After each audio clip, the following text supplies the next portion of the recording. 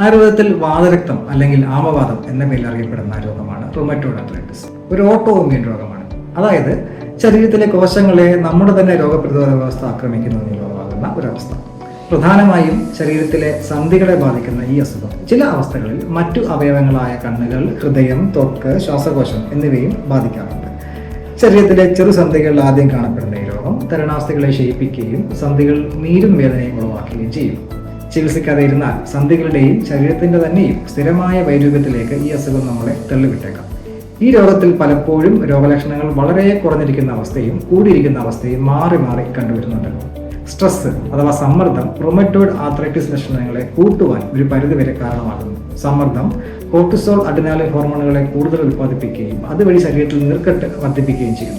സമ്മർദ്ദമുള്ളപ്പോൾ നമ്മുടെ രോഗപ്രതിരോധ വ്യവസ്ഥ താളം തെറ്റുകയും അത് അസുഖ ലക്ഷണങ്ങളെ വർദ്ധിപ്പിക്കുകയും ചെയ്യുന്നു. കൂടാതെ ഉറക്കക്കുറവ് ശരീരത്തിന്റെ സ്വാഭാവികമായിട്ടുള്ള നീർക്കെട്ടുകളെ കുറയ്ക്കുവാനുള്ള ശേഷിയെ കുറയ്ക്കുന്നുണ്ട്.